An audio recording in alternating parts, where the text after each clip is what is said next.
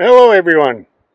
I know it's been a while since we've been down here at the cabin, and unfortunately it's going to be a little bit longer because today's video is basically on these planting boxes. As we all know, last year I did some canning and kind of fell in love with it, so I'm going to probably put a few tomato plants out and maybe make some sauce this fall.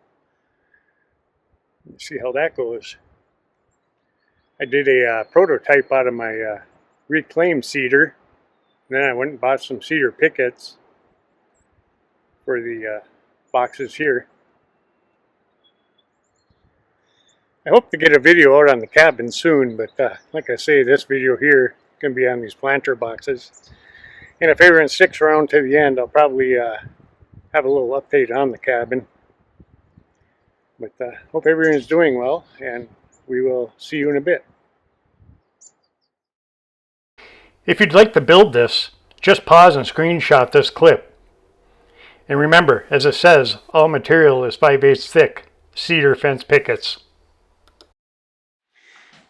So going from my plans here, first thing I'm going to do is get the parts cut out for the face frames.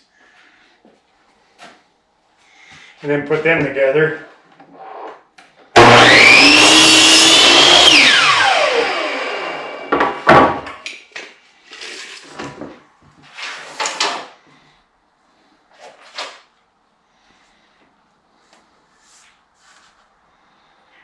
I'll start out with the longest and work myself to the shortest because that tends to be the best way to conserve material.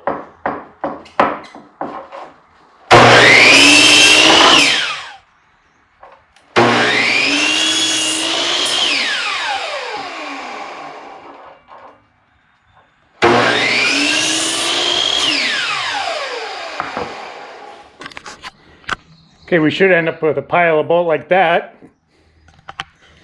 And that'll be this parts list here for this face frame. So that's enough parts to get 4 of these. It'll be the front and back of 2 different planters. So, and then we'll come back and cut these ones after I rip these down to size.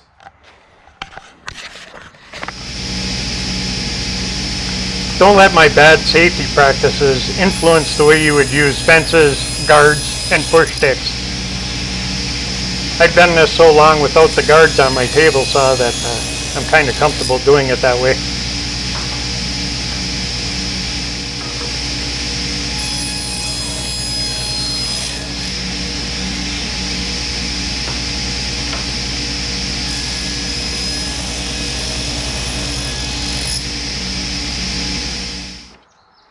So after we cut them to length and rip them down to width, I lay them out so I can tell where I got to put my pocket holes. And basically what I always do is come off the top 12 inches down. And that'll be the bottom edge of this style, or rail I should say.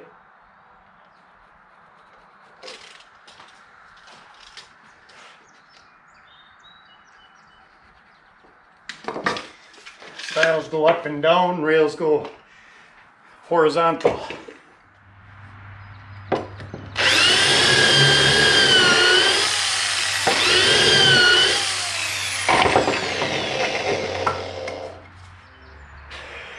Now I'm going to use this Type Bond 3 because it's waterproof, exterior, interior. Gluing up an end grain does not really hold well. But I figure it should keep any and all screws from working themselves out.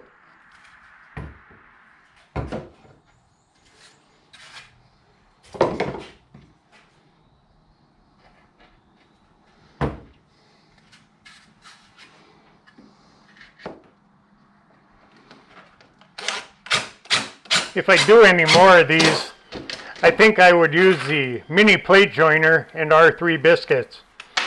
As I couldn't get the 1-inch pocket screws because everyone seemed to be out of them again. The 1.25" I was using was splitting the wood a bit.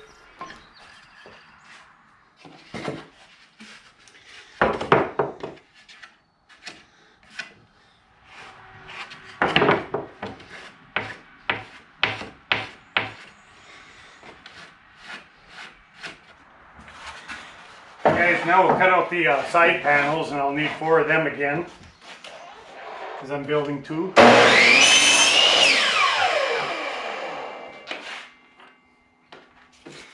Like I said earlier, I'll include this parts list and face frame list just if anyone's ever interested in making one.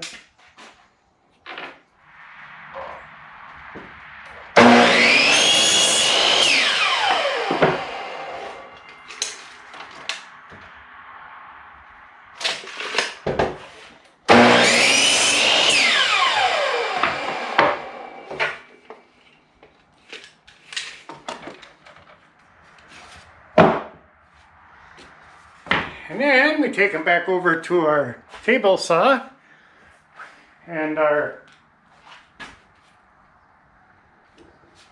rails will stay at 2 5/8, but our stiles or our legs are going to get cut back to 2 inches. So, okay, with the table saw already set up, I'm going to rip the rails down to size, and then I have to move the fence and cut the legs down to 2 inch.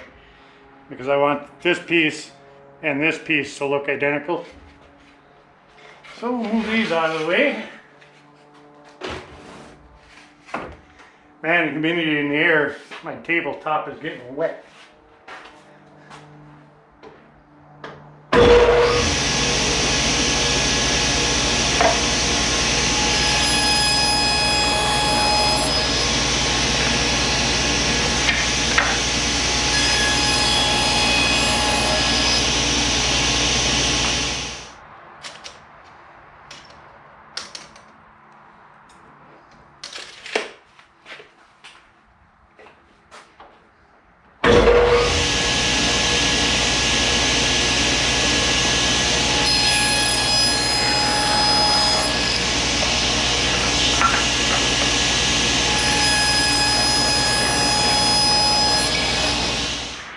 We're going to do the same thing here. Take 2 of our legs on this one though, and then 2 of our rails. And all we have to do is mark 12 inches down, X, 12X. The way I understand it, you only need 8 to 10 inches of dirt for most plants, so that's what this is going to be. It's 12 inches here, but by the time we put our cross members and our bottom on, we'll have 8 inches of space.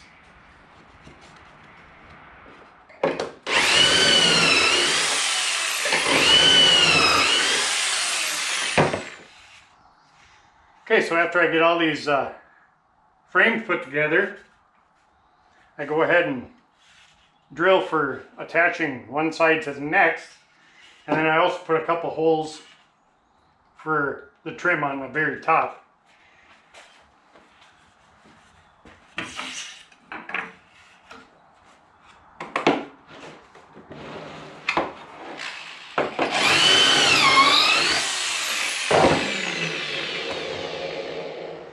And I do it at the point in between the 2 screws on the rail, because if you see, we nick, if I hit it here, it'd be showing here. Now we assemble these, and all I'm going to do basically is just put a nice bead of glue down that edge. We're going to line our legs up. Zap a couple pocket screws in.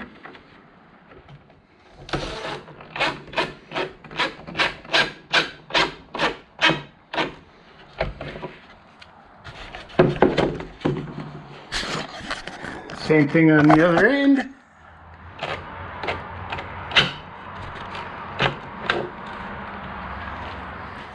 And if you look here, now these are the two same dimensions.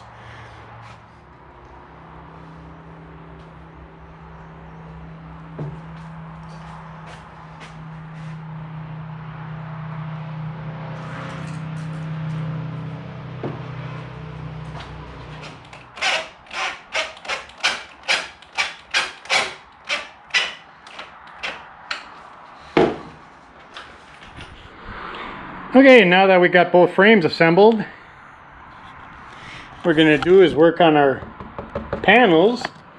We're not going to glue these together.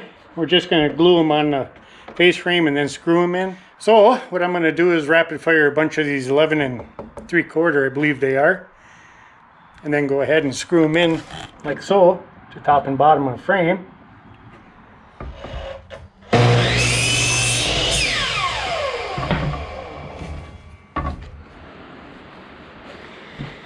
And now I'm going to pre-drill everything, otherwise the cedar will split.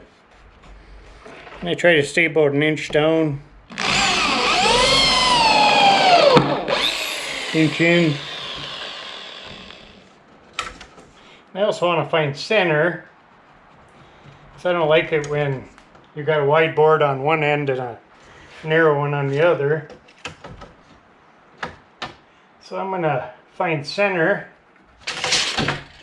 And then come across on this other one and find center also. Just 2 3/4.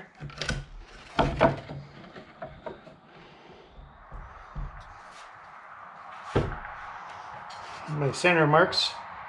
I'm going to keep these tight up against the top edge.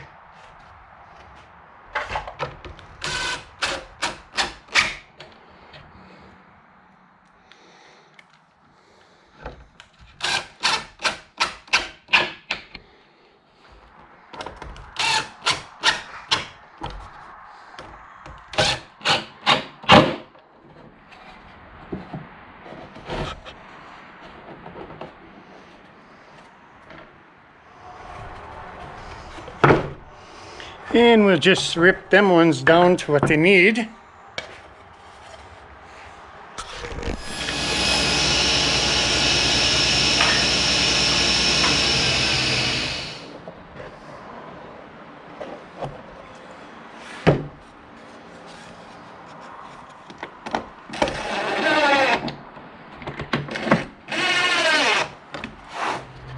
There, just like that. So now what I'll do, I'll go around and finish putting them up, and then I'll bring you guys back.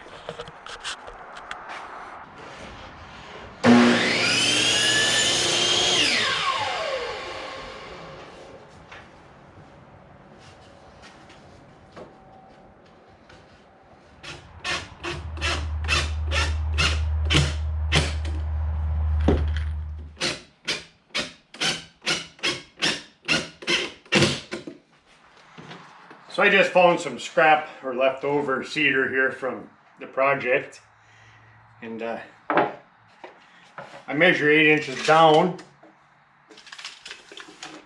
but because I got the camera reversed, I think I'll measure 9 inches.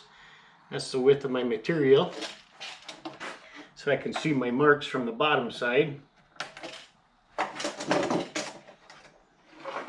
Pre-drill a few.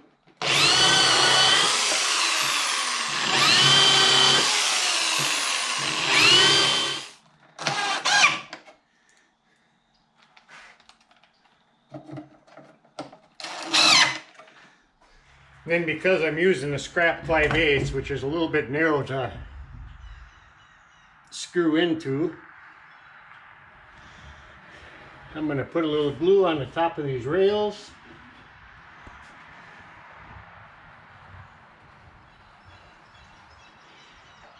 And then just pin nail them in place. So after I got the bottoms in with a little bit of spacing in between each one, just go ahead and shoot them with some pin nails.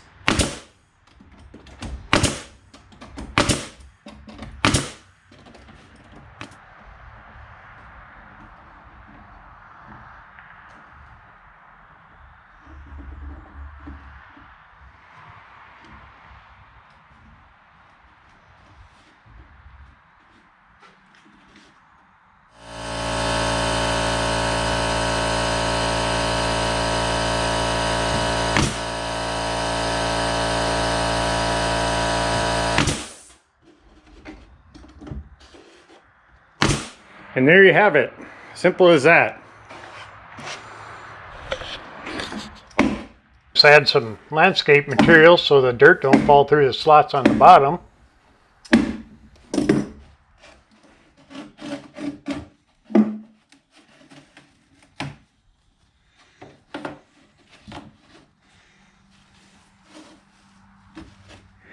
And then it holds about 4 cubic feet of dirt, which is 2 large bags. And in this one here, I think I can get about 3 tomato plants, maybe 4 if I squash them a little bit tight. So I hope everyone enjoyed this video. I know it's not a cabin video, but in a moment here I'll give you an update of what's happening down there. I appreciate everyone sticking around. I know it's been a while since I've been doing videos. It was a rather rough winter on me. So anyhow, take care everyone, and see everybody later. But now that I got some chores done here, I can explain a few things. I've got a crap load of parts for the chimney in finally. This was the culprit here.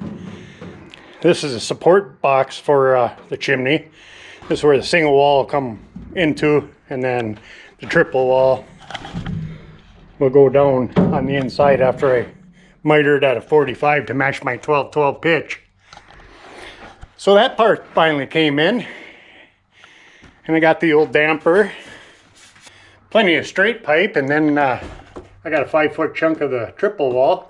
This is all Duravent, so it's a pretty rigid material. The only drawback is they sent me this piece, which is the oval to 6-inch round pipe that is supposed to match up to there, except for that oval is way too big. So now I gotta try to find the right part for that.